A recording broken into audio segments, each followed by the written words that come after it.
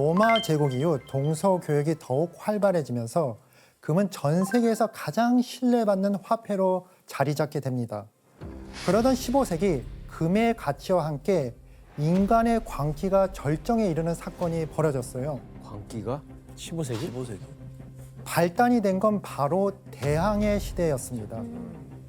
대항해 시대를 시작으로 인류는 한 문명을 파괴시킬 만큼 금에 더욱 집착하게 됩니다.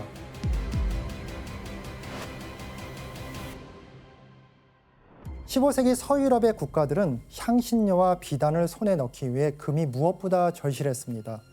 이에 황금을 찾아 미지의 바다로 뛰어들게 됩니다.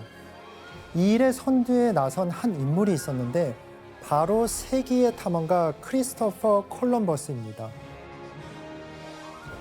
콜럼버스는 스페인 국왕 페르디난드 2세에게 카톨릭 전파와 황금 및 향신료 발굴 임무를 받고 1492년 8월 대망의 첫 항해길에 오르게 됩니다. 그가 어떤 마음으로 이 여정을 시작했는지 알 수 있는 항해 일지가 있습니다. 황금이야말로 모든 보물 중에 보물입니다. 황금을 가진 자는 이 세계에서 필요한 모든 것을 가진 것과 같습니다. 황금을 찾아서 모험을 시작한 건가요? 예, 맞습니다.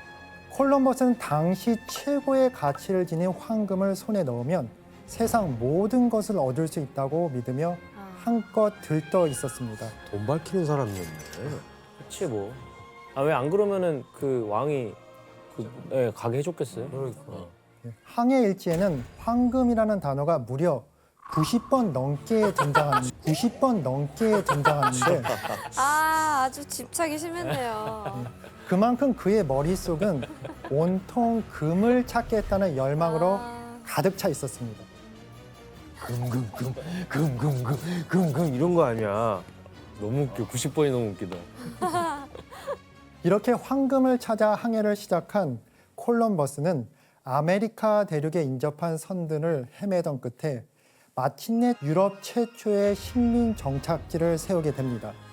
그것이 바로 히스파니올라 섬입니다. 콜럼버스는 이 섬에 각종 향신료와 금강들이 넘쳐난다고 국왕에게 보고했습니다. 교수님, 근데 콜럼버스는 여기에 금이 많다는 걸 어떻게 확신한 거예요? 그건 히스파니올라 원주민들이 콜럼버스 일행을 극진히 맞으며 금을 아낌없이 내주었기 때문입니다. 대체 왜 그랬을까요? 그 원주민들은 금의 가치를 몰랐겠죠. 그러니까. 그리고 그 처음 본 서양인들이 신인 줄 안 거 아닌가요? 아, 예, 혜성 씨가 정확하게 말씀 주셨습니다. 당시 원주민들은 평생 본 적 없던 거대한 배를 타고 수평성 너머에서 온 콜럼버스와 일행들을 보고 하늘에서 내려온 존재로 여겼던 겁니다. 심지어 일행들이 냄비, 물병, 레이스끈 같은 사소한 물건들을 건네주기만 해도 금을 내주었습니다. 와, 저때 갔어요. 어디를? 히스포일러. 하지만 콜럼버스는 항해를 마치고 스페인에 돌아갈 땐 금을 가져가지 못했습니다. 왜죠? 대체 무슨 일이 있었던 건지 지원 씨와 규현 씨가 읽어주시겠어요? 오, 우리의 위대한 탐험가 콜럼버스 무사히 돌아왔구만. 근데 자네가 말한 그 많은 황금들은 어쩌고 뭐 빈손인가? 배야. 사실 황금이 너무 많아 배에 싣지를 못했습니다. 폐하께서 조금만 더 지원을 해주신다면 원하는 만큼의 황금은 물론 향신료, 면화, 그리고 노예까지 모두 가져올 수 있습니다. 그것이 정녕 사실이냐? 폐하 앞에서 어찌 거짓을 고하겠습니까? 좋다. 그럼 이번에는 내 통 크게 17척의 배를 하사하겠다. 감사합니다, 폐하. 일단 거짓말로 시간은 벌었네.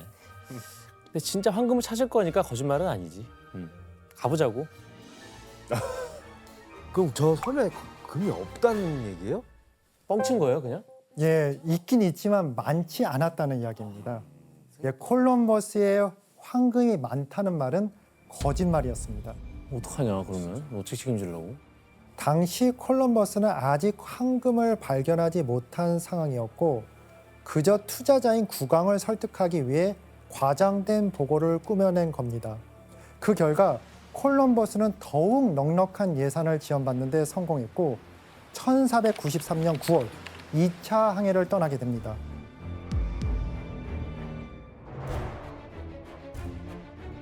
이렇게 다시 히스파니올라에 도착한 콜럼버스는 황금을 찾겠다는 진념으로 똘똘 뭉쳐 있었습니다. 그래서 콜럼버스는 원주민들을 무력으로 제압한 후 한 가지 명령을 내리는데 무엇이었을까요? 금맥을 찾아라. 금광을 찾아와라. 바로 14살 이상의 원주민들은 모두 석 달에 한 번씩 금을 바치라는 거였습니다. 하지만 원주민이 가져온 금이 만족스럽지 않자 콜럼버스는 이들에게 더 많은 금을 얻기 위해 새로운 방법을 찾았습니다. 바로 원주민을 잔혹하게 착취하고 학살한 것입니다. 아이고. 잔인한 행동 많이 했네요. 그는 금을 가져오지 못한 원주민들에게 형벌을 내렸습니다. 아이고, 어머머머, 진짜 말도 안 돼요. 금 할당량을 채우지 못한 원주민들의 두 손을 자르고 화형시키는 거예요, 지금? 정한 사람들을 산채로 불태웠습니다. 와, 에휴, 나쁜 놈들. 또한 원주민들을 겁탈하거나 노예로 끌고 가 잔혹하게 착취했습니다. 이런 학살은 콜럼버스가 죽은 뒤에도 약 30년간 계속됐습니다. 교수님, 이렇게 잔혹한 학살까지 저지르면서 삭취한 금은 얼마나 됐어요, 양이? 콜럼버스가 히스파니올라 섬에서 얻은 금은 굉장히 미미했다고 합니다. 뭐야. 작은 하천에서 건져 올린 소규모의 사금이 전부인 수준이었지요. 하지만 콜럼버스가 한 거짓말의 대가는 너무나 컸습니다. 무고한 원주민들이 잔혹하게 희생됐을 뿐 아니라 유럽에서 온 질병과 기근까지 겹치면서 불과 30년 만에 섬의 인구가 무려 90%까지 사라지게 됩니다. 와, 어떻게 그럴 수가 있냐? 그런데 아이러니하게도 콜럼버스가 금을 찾는 데 실패했음에도 불구하고 미지의 세계와 황금에 대한 욕망은 더욱 거세지게 됩니다. 이런 상황에서 1520년경 스페인 국왕 찰스 5세가 탐험가들에게 파격적인 선언을 하며 스페인 전역을 황금을 향한 열망으로 크게 요동치기 시작합니다. 아메리카 대륙에서 황금을 발견하면 국왕에게 5분의 1을 상납하고 나머지는 자신의 소유해도 된다. 너무 좋은데요? 5분의 4를 준다고 하니 합법적으로. 예, 맞습니다. 중세 유럽에서는 새로 발견한 영토나 자원이 모두 왕의 소유였습니다. 하지만 스페인은 신대륙 정복에 필요한 국가 예산이 부족했기 때문에 탐험가 개인이 위험을 감수하면 약탈한 수익의 80%를 보상으로 주겠다고 한 것입니다. 즉 신대륙 학살을 제도적으로 정당화한 거나 다름없었습니다. 이런 조건에 흥분한 스페인 사람들은 앞다투어 아메리카 대륙으로 달려갔습니다. 그중엔 황금을 찾아 인생 역전을 꿈꾸던 정복자 프란시스코 피사로가 있었죠. 비싸.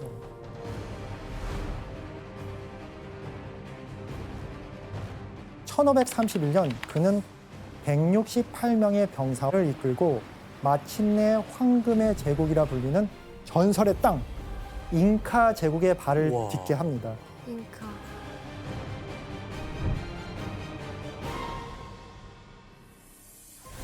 현재 페루 고원에 자리한 잉카 제국은 남미 대륙을 약 4,000km에 걸쳐 지배하며 약 1천만 명의 원주민들이 살아가던 초대형 제국이었습니다. 오, 인구가 진짜 많았네요.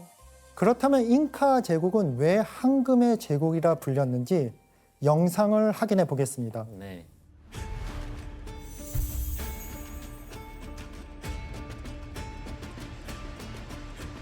잉카 제국에는 화폐가 없었기 때문에 황금은 재산이 아니라 신성하게 여겨지는 최고 신인 태양신의 땀이라 믿었습니다. 그래서 잉카의 황금 유물을 보면 모두 신성함과 관련이 깊지요. 우와.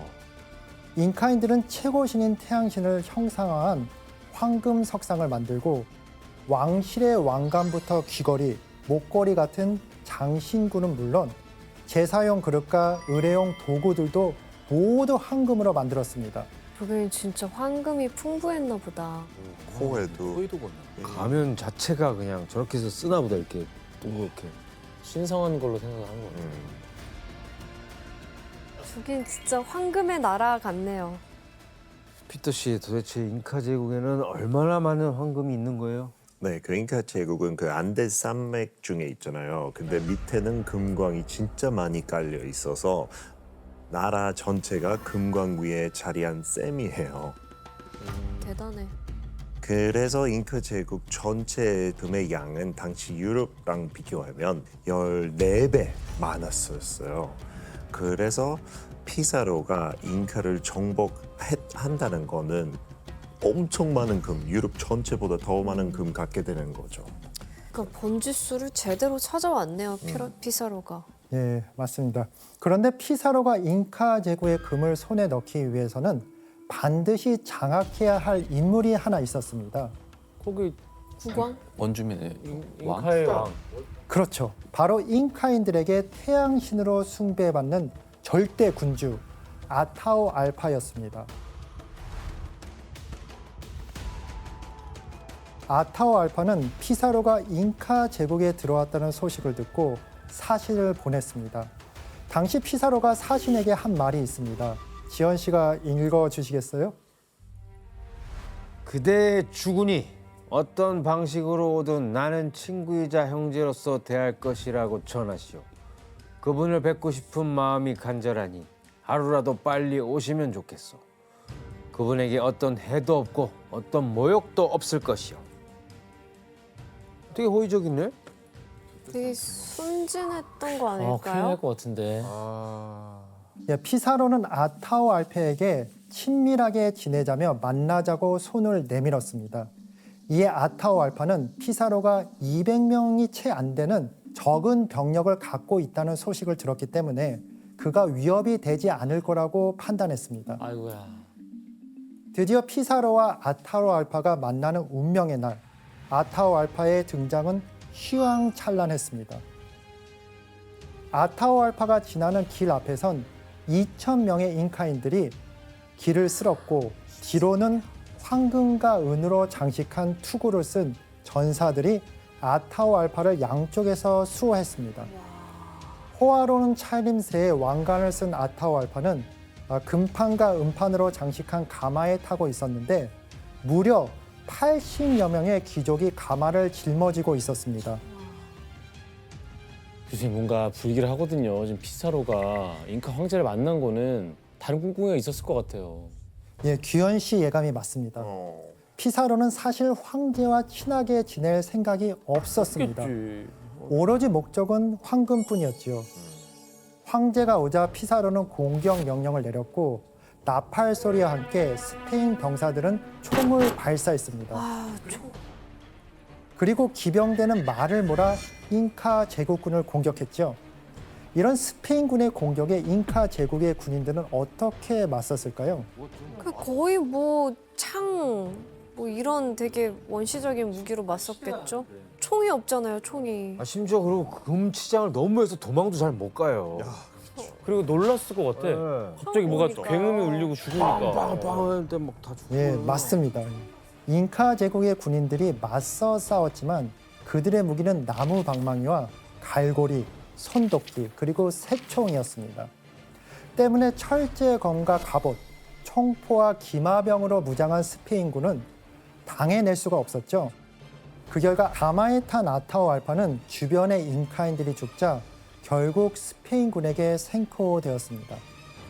근데 교수님 한 가지 뭔가 궁금한 거는 저렇게 막 공격을 하는데 그 저 황제는 도망을 안 가고 저렇게 가만히 계속 타고 있는 거예요? 예, 잉카 제국에서는 황제는 태양신의 직계 후손으로 여겨지며 발이 땅에 닿아서는 안 되는 신성한 금기가 있었다고 합니다. 그래서 황제는 스페인군이 위협하는 와중에도 가마에서 내려오지 못하고 너무 쉽게 잡혀버린 거죠. 그리고 아타오 알파를 생포해 방에 감금시켰습니다. 하지만 이렇게 목숨을 잃을 수 없었던 잉카 제국의 황제 아타오 알파는 피사로에게 한 가지 제안을 하게 됩니다.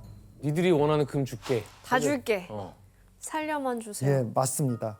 바로 자신이 갇힌 이 방을 금으로 가득 채워줄 테니 풀어달라. 그렇게 말한 겁니다. 그 방의 크기는 가로 6m, 세로 5m, 높이 2m 정도였으니 요즘 기준으로 9평 정도의 소형 원룸 크기였습니다. 그 공간을 전부 금으로 채운다면 엄청난 양이 될 거였겠죠. 왠지 그 가둬둔 방을 좀 더 큰 곳으로 바꿔줬을 것 같은데. 여기도? 여기도 가능해? 일로 이거. 피사로에겐 손해 볼 게 없는 거래였습니다. 그래서 곧장 제안을 수락하죠. 그러자 아타오 알파는 제국 전역에 사절들을 보내 금과 은을 쓸어 모으기 시작했습니다. 이때 모은 금의 양이 약 24톤 정도였다고 합니다. 24톤이요? 24톤. 오늘날 돈으로 환산하면 무려 4조 6천억 원에 해당하는 돈입니다. 어질어질하네요. 이 수많은 금은보화가 모두 피사로의 손에 들어간 것입니다. 그럼 피사로가 약속대로 황제를 놓아주었을까요? 좀 더 큰 방을 옮겨줬어요. 더 가져와 했을 것 같아요. 예, 맞습니다. 황제를 붙잡아 주는 것만으로 손쉽게 온갖 금은보화를 얻을 수 있는데 놔줄 리가 없었겠죠. 그런데 스페인군 사이에서는 흉흉한 소문이 돌기 시작합니다. 바로 황제를 구하기 위해 잉카 제국의 수백만 군대가 기습하려 온다는 것입니다. 지금 피사로가 엄청 놀랐을 것 같은데 어떻게 대처하죠? 예, 피사로 일행은 아타오 알파가 위험 인물이라고 판단했습니다. 그래서 황제에게 우상 숭배, 스페인에 대한 반란 등 제목을 뒤집어 씌워 아타오 알파에게 화형을 받을 것인지 아니면 카톨릭으로 개종해서 목을 졸려 죽는 교살로 형을 낮출 것인지 선택하라고 했습니다. 이 제안에 아타오 알파는 어떤 선택을 했을까요? 개종한다. 나는 둘 다 별로. 아니 개종한다 하겠죠. 아니, 나는 둘 다. 왜냐면 신체가 없어지면 안 되니까 어쨌든 간에. 아타오 알파는 결국 카톨릭 세례를 받았고 굴욕스럽게도 피사로와 똑같은 프란치스코라는 세례명을 받게 됩니다.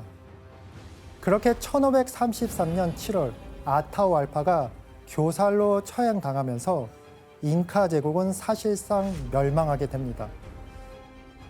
피터 씨, 근데 스페인이 잉카 황제가 죽은 후에도 되게 못된 짓을 했다면서요? 네, 맞아요. 그 아타오 알파가 꼭 하고 싶지 않았던 거는 몸 태워버리는 건데 죽고 난 다음에 그 시신 일부 피부하고 옷은 불로 태웠대요. 네, 그래서 황제를 개종시키면서까지 한 약속을 스페인은 또 한 번 어긴 거죠. 진짜 못됐다 근데. 그렇죠. 네, 이렇게 황제를 죽이고 잉카 제국을 장악한 피사로는 잉카 전역에서 모은 금을 스페인에 가져가 나눠야 했습니다. 잉카의 황금 유물들을 녹여서 금괴로 만들어 스페인으로 옮겼습니다. 아니 이게 말이 되냐고요. 이렇게 황금으로 찬란하게 번성했던 한 문명은 스페인 정복자들의 손에 완전히 사라지게 된 것입니다.